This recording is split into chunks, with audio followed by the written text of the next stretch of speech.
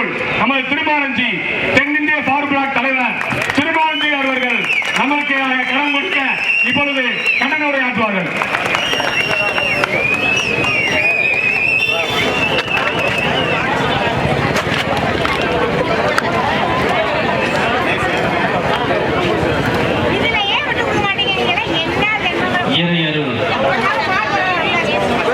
முருகப்பெருமானின் தளபதியாக வீட்டிருந்த வீரவாகு தேவனுடைய வாரிசுகளான தேசியமும் தெய்வீகமும் இரண்டு கண்கள் என்று சொன்ன தெய்வ திருமணர் ஐயா பசும்பொன் முத்துராமலிங்க தேவரையும் ஏழை எளிய மாணவர்களுக்கெல்லாம் கல்வி கிடைக்க வேண்டும் என்பதற்காக அரும்பாடுபட்ட கல்வி தந்தை அமரர் மூக்கையா தேவரையும் ஆங்கில ஏகாதிபத்தியத்தை குரலடுங்க வைத்த போலி தேவன் சின்ன மருது பெரிய மருது வேலுநாச்சியார் முத்துவடுகநாத தேவரையும் வாளுக்கு வேலி அம்பலத்தையும் இளைஞனே உன் ரத்தத்தை கொடு இந்த தேசத்திற்கு சுதந்திரத்தை தருகிறேன் என்று சொன்ன வங்கத்து சிங்கம் நேதாஜி சுபாஷ் சந்திர போஸையும் இவர்கள் அனைவரையும் இரு மலர் பாதங்களை தொட்டு வணங்கி ஆண்ட பரம்பரை அடங்காது வரலாறு மாறாது என்ற சொல்லிற்கேற்ப தர்மத்திற்கு எதிராக எதிர்ப்பவன் எவனாக இருந்தாலும் எதிர்ப்பவன் நாமாக இருப்போம் என்ற வீரமிக்க கொள்கை கொண்ட இயக்கமா தென்னிந்திய ஃபார்வர்ட் பிளாக்கின் சார்பாக என் முதல் கண் பணிவான வணக்கத்தையும் மரியாதையும் தெரியப்படுத்திக் கொண்டு இந்த நிகழ்ச்சியினுடைய ஒருங்கிணைப்பாளர் அருமை தம்பி முரளி அவர்களையும் இதை தொகுப்பாளராக பணியாற்றி கொண்டிருக்கக்கூடிய அருமை தம்பி US செந்தில் அவர்களையும் இங்க வருகை தந்திருக்கக்கூடிய அனைத்து நாட்டார் அம்பலக்காரர்களையும் தாய்மார்களையும் பெரியோர்களையும் முன்னாள் சட்டமன்ற உறுப்பினர் அருமை அண்ணன் கதிரவன் உட்பட அனைத்து தலைவர்களையும் அன்போடு வரவேற்று இந்த கூட்டமானது எதற்காக நடந்து கொண்டிருக்கிறது என்பது எல்லோருக்கும் தெரியும். சில ஆண்டுகளுக்கு முன்பாக இதே மண்ணில இதே இடத்திலே கொடுக்கம்பட்டியை சேர்ந்த ரம்புக்காக கூடினோம். இன்று ராம் பிரசாத்துக்காக கூடியிருக்கிறோம். அந்த நிகழ்விலும் கலந்து கொண்டோம், இந்த நிகழ்வும் கலந்து கொண்டோம். ஆனால் இந்த நிகழ்விலே ஒரு மாற்றம் உண்டு. காவல்துறை உளவுத்துறையை சேர்ந்தவர்கள் இந்த கூட்டம் நான் பேசி முடித்தவுடன் முன்னாள் சட்டமன்ற உறுப்பினர் அருமையண்ணன் கதிரவன் அவர்கள் பேசுவார்கள். அதை பேசி முடித்தவுடன் அரை மணி நேரம் உங்களுக்கு வாய்ப்புகள் சந்தர்ப்பம் தருகிறோம். அதற்கு முன்பாக மதுரை மாவட்ட ஆட்சித்தலைவர் இங்கே வர வேண்டும், மதுரை மாவட்ட கண்காணிப்பாளர் இங்கே வர வேண்டும், எங்களுடைய உரைகளை கேட்க வேண்டும். இல்லை என்றால் அரை மணி நேரம் கழித்து இந்த கூட்டம் சிறை நிரப்பு கூட்டமாக மாறும், வன்முறை கூட்டமாக மாறும், சாம வேதம் கண்டும் என்று சொல்வார்கள். நாங்கள் இந்த கூட்டத்தை அந்த வன்முறை கூட்டமாக மாற்ற வேண்டாம் என்று உங்களுக்கு கோரிக்கையாக வைக்கிறோம். அரை மணி நேரத்திற்குள்ளே பேசி முடித்து அரை மணி நேரத்திற்குள்ளே யாரும் வரவில்லை என்று சொன்னால் இந்த போராட்டத்தின் திசை மாற்றப்படும் என்று சொல்லி காவல்துறைக்கு வேண்டுகோளாக வைக்கின்றேன். 20% அனைத்து சமுதாயத்திலும் வன்முறையாளர்கள் இருக்கிறார்கள்.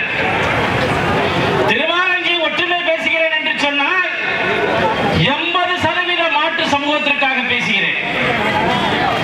தெய்வ திருமணர் ஐயா பசும்பொன் முத்துராமலிங்க தேவர் ஜாதியை சொல்லி அரசியல் செய்பவன் சண்டாளன் என்று சொல்லுவார். அவர் பேரை சொல்லி நான் ஜாதியை சொல்லி அரசியல் செய்தேன் என்று சொன்னால் இதைவிட இழிவு எங்கே இருக்கிறது? 20% எல்லா சமுதாயத்திலும் வன்முறையாளர் இருக்கிறார். அந்த 20% இருக்கக்கூடிய வன்முறையாளருக்கு நான் எதிராகத்தான் இருப்பேன். ஆனால் 80% நல்லிணக்கத்தை விரும்புகிறவர்களுக்கு இணக்கமாக இருக்கிறேன் என்று சொன்னால் தெய்வ திருமணர் ஐயா பசும்பொன் முத்துராமலிங்கத்தினுடைய வாழ்க்கை வரலாறை படித்தவன் நான். வெட்டிக்கேசுக்கு கூட சிறை செல்லாத தலைவர்கள் எல்லாம் இருக்கும் மத்தியிலே பல்வேறு வழக்குகளை வாங்கி சிறை சென்றவன் என்ற முறையிலே 2008 இதே பொட்டப்பாளையம் பகுதியிலே என்னை விட வன்மையாக பேசியவன் எவனும் கிடையாது. 1996 நான் பொது வாழ்க்கைக்கு வந்தவன். என்னை விட வன்மையாக பேசியவன் எவனும் கிடையாது. என் சாதியை தவிர எல்லா சாதி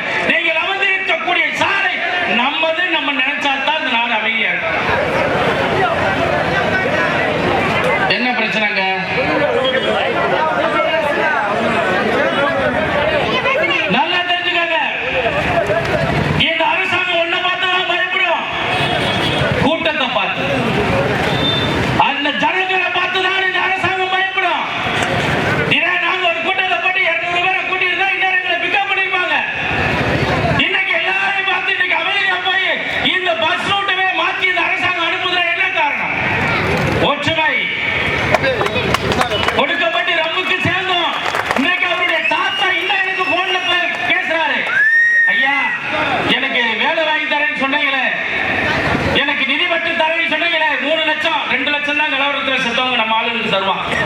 3 லட்சத்தை வாங்கி கொடுத்த இன்ன வரைக்கும் அந்த பெரியவர் இன்ன வரைக்கும் என்கிட்ட பேசிட்டு இருக்காரு. இன்ன வரைக்கும் அவர் பேசுறாரு. யாருக்காவது தெரியுமா?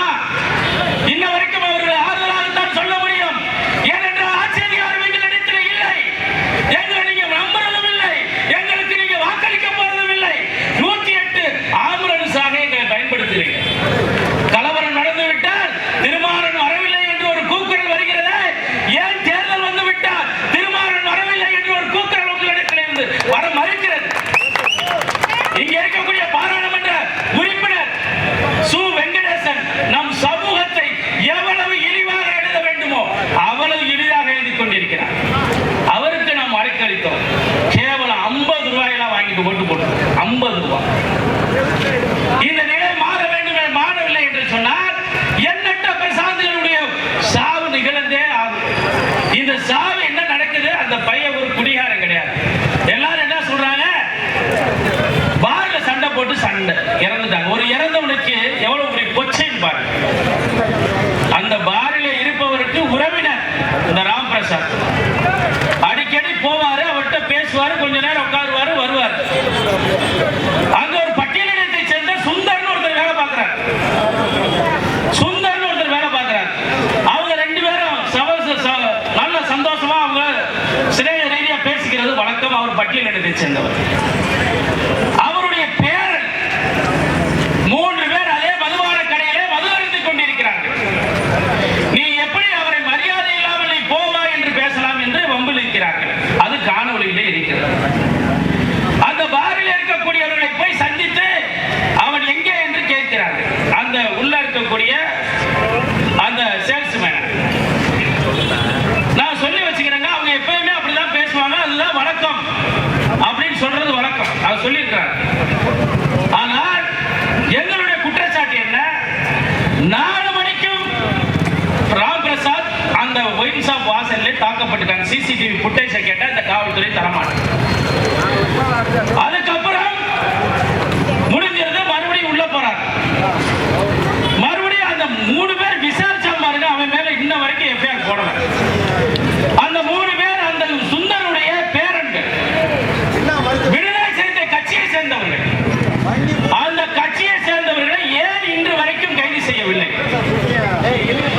இந்த பகுதியில் அவன் அடித்து கொலை செய்வதற்கு முன்பாக அவர் அச்சுறுத்தப்பட்டிருக்கிறார். இந்த காவல்துறைக்கு நன்றாக தெரியும். அவங்க அடித்து கொலை செய்யப்பட்ட இடம் இதே இடம்தான். இந்த இடத்தில் 3 பேர் கல்லால் அடித்து கொலை செய்ததாக 5 பேரை காவல்துறை புகார் கைது செய்து உள்ளே வைத்திருக்கிறது.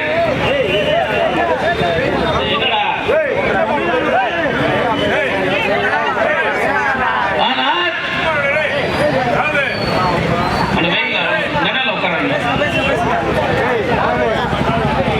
இந்த காவலர்கள் 5 நபர்களை கைது செய்திருக்கிறார்கள். இந்த சண்டைக்கு காரணமான அந்த 3 நபர்களை ஏன் கைது செய்யப்படவில்லை என்றால் அவன் விடுதலை சிறுத்தை கட்சியில் இருக்கிறான். இந்த விடுதலை சிறுத்தை கட்சியில் இருக்கிறவங்க இருக்கான். ஒருத்தன் சென்னகரம்பட்டியை சேர்ந்த சேகுவாரா என்ற செல்லப்பாண்டி. இவன் தான் இங்க இருக்கக்கூடிய பெண் பிள்ளைகளை மயக்கி ஆண்களை பிடிக்கக்கூடிய தரகர் வேலையை செய்யக்கூடியவன்.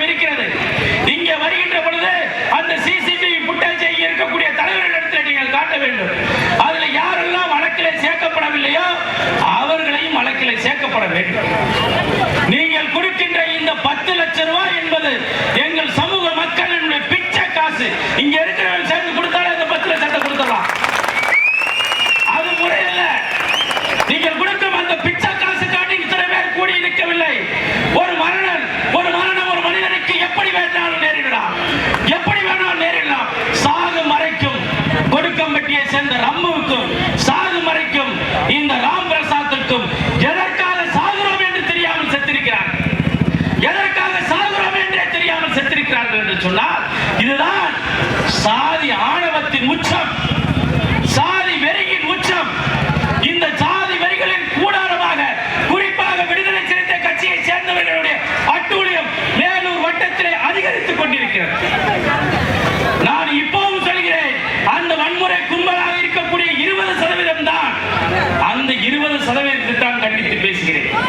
என்னுடைய தம்பி விஜய் சொன்னார்கள், திராவிட முன்னேற்ற கழக அரசாங்கத்தில் இருந்தாலும் இதுவரைக்கும் எங்கள் சமுதாயத்தில் எங்களுடைய வேலூர் நாடாக இருக்கட்டும், கல்லர் நாடாக இருக்கட்டும், எங்களுக்குள்ள இதுவரைக்கும் பிணக்கம் வந்ததில்லை என்று சொன்னார். அதைத்தான் எங்களுடைய 8 நாள் 24 உபகிராமத்தில் எங்களுக்குள்ளும் எந்த பிணக்கமும் வந்ததில்லை. அங்கொன்றும் இங்கொன்றுமாக எல்லா இடத்திலும் நடக்கத்தான் செய்யும். அவர்களை பழிவாங்குகிறோம் என்று சொல்லி ஒட்டுமொத்த எந்த சமூகத்தை நாம் பழிவாங்கிவிடக் கூடாது, எந்த சமூகத்தை நாம் பழிவாங்க கூடாது. குற்றவாளிகள் தண்டிக்கப்பட வேண்டும், நீதியின் முன் நிறுத்தப்பட வேண்டும், அவருக்கு உரிய தண்டனையை பெற்றுத்தர வேண்டும்.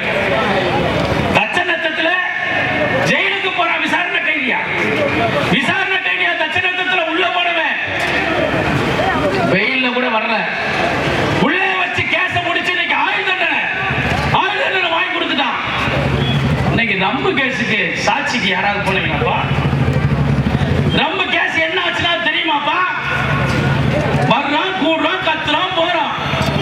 இந்த ரம்புகளுடைய மரணத்துக்கு இதுவரைக்கும் அந்த குற்றவாளிகள் தண்டிக்கப்படவில்லை, விடுதலை ஆயிட்டான். அவன் இன்ன வரைக்கும் ஜெயில இல்ல.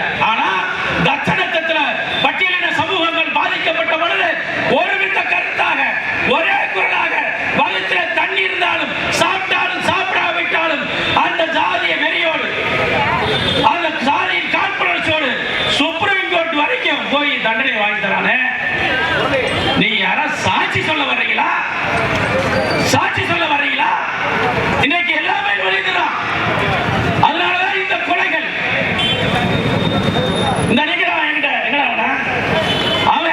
அவன் பாட்டுக்கு நடந்து போறான், வம்புலுக்கிறான், அவனை வெட்ட ஓடுறான், திருப்பிட்டு ஒரே ஒரு சின்ன கத்தி எடுத்துட்டா விரட்டான், 10 பேர் ஓடி போயிட்டான். இதே இந்த இடத்துல ஓட ஓட விரட்டுவான். திரும்பி நெல், திரும்பி பார், திரும்பி ஏன் கேளு, ஏன் ஓடுற? இந்த இடத்துல ஒரு பஸ் ஸ்டாண்ட் பேருந்து நிலையத்துல ஒரு மனிதனை அடிச்சு கொள்றாங்க. எத்தனை பேர் வேடிக்கை பார்த்தீங்க? எத்தனை பேர் வேடிக்கை? மனசாட்சி இல்லையா? மனசாட்சி வேணாமா? வீரம் செறிந்த மண், வீரம் செறிந்த மண், 5000 தலைகளை பொடி பொடியாக்கிய மண் இந்த மண். ஒரு பையனை அடிச்சு கொள்றாங்கடா. உன் அண்ணனா இருந்தா அப்படி வேடிக்கை பாப்பியா? உன் தம்பியா இருந்தா அப்படி வேடிக்கை பாப்பியா? உன் தகப்பனா இருந்தா அப்படி வேடிக்கை பாப்பியா? ஏன்னு கேட்கிற? மனிதனே செத்து போச்சு. காரணம், ஆளுகின்ற அரசாங்கம் திராவிட முன்னேற்ற கழக அரசாங்கம் என்பதை நீங்கள் தெரிந்து கொள்ளுங்கள். இது பட்டியல் சமூகத்தை, ஒரு சமூகத்தை கிள்ளி விட்டு இன்னொரு சமூகத்தை அணுக வைத்து ஒரு சமூகத்தை தொட்டிலே போட்டு ஆட்டுகின்ற சமூகம் அரசியல் கட்சி தான் இது திராவிட முன்னேற்ற கழகம். என்ன புகார் செய்தாலும் நம்ம மேல போய் பிசிஆர் கேஸ் கொடுத்துருவான்.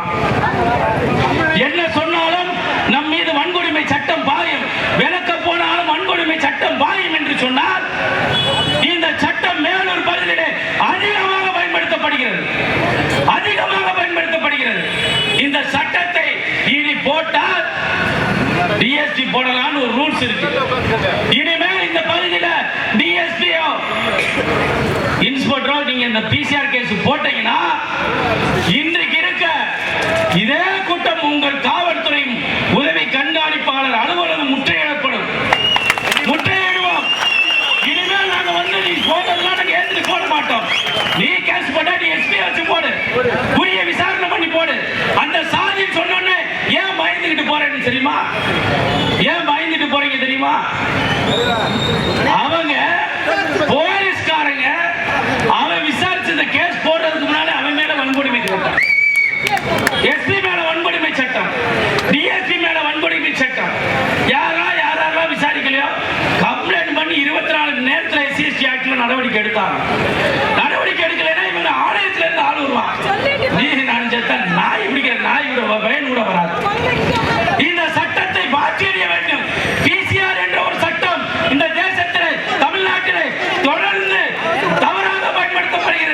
இந்த பிசிஆர் சட்டம் இந்த நன்னில் இருந்து பிடிங்கி எறிய வேண்டும்.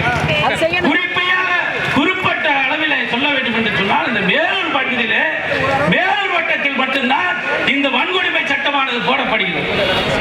வன்கொடுமை சட்டத்தை நீங்கள் போட்டால் யாரும் பயந்து ஓடாதீங்க. எனக்குள்ள ஒரு ஊரு, அந்த ஊர்ல தொடர்ந்து வன்கொடுமை சட்டம் போட்டாங்க. ஒரே நாள் நான் போயிட்டு வந்தேன். இனி அந்த ஊர்ல எந்த வன்கொடுமை சட்டமும் இல்ல, யாரும் அந்த வழக்கை தொடரதில்லை. நீங்கள் எல்லாம் அமைப்பாக ஒன்று தராத வரையிலும், ஜாதியாக ஒன்று தராத வரையிலும், கூட்டமாக ஒன்று தராத வரையிலும் நீங்கள் இப்படி வேட்டையாடப்படுவீர்கள் என்பதை தெரிந்து கொள்ளுங்கள். இதே வேலூர் நாட்டில் ஒரு பிரச்சனை. வேலூர் நாட்டு ஒரு பிரச்சனையில நான் வந்தேன். இந்த ஊருக்கு ஒருத்தன் கஞ்சாவை குடிச்சிட்டு அந்த மந்தையில சுத்திக்கிட்டே இருக்கிறான். பெரிய அம்பலகாரங்களை விரட்டா, அங்க இருக்கக்கூடிய அம்பலகாரங்களை மரியாதைலாம் பேசுறான். அந்த ஊர்ல ஒரு திருவிழா நடக்குது. அங்க போய் அந்த மந்தையில தண்ணியை போட்டுட்டு ட்ரௌசரை கலந்துட்டு ஆடுறான். இதை தட்டி கேட்டு அங்க இருக்கக்கூடிய நாட்டாமக்காரங்களுக்கு பூரா வன்கொடுமை சட்ட வழக்கு, பிசிஆர் வழக்கு. அதற்கு நாங்கள் போய் நாங்கள் நின்று அதை பேசி முடித்தோம். அங்க இருக்க பெரியவங்களுக்கு தெரியும். பழையூர்பட்டி, அந்த ஊர் பழையூர்பட்டி. அதனால தயவு செய்து எல்லோருக்கும் எல்லாம் தெரியும், எல்லோருக்கும் எல்லாம் தெரியும். நாங்கள் பொது வாழ்க்கையில் இருக்கிறதுனால் உங்களை எரித்து குளிர்காய விரும்பாத காரணத்தினால் நாங்கள் சமத்துவத்தை விரும்புகிறோம். பசும்பொன் முத்துராமலிங்க தேவர் சொன்னார், ஒரு தாழ்த்தப்பட்ட ஒடுக்கப்பட்ட மக்களிலிருந்து ரத்தம் வழிந்தால் என் இதயத்தை பிழிந்து ரத்தத்தை குடிப்பதற்கு சமம் சொன்னார். அவரை நான் உள்வாங்கியவன், அவரை முழுதாக நேசிக்கிறவன், யாரும் தேவருடைய வரலாற்றை முழுதாக படித்தவன், எந்த சமூகத்தையும் எதிர்த்து பேச மாட்டார், அனைத்து சமூகத்தையும் நேசித்த ஒரு உத்தம தலைவன்.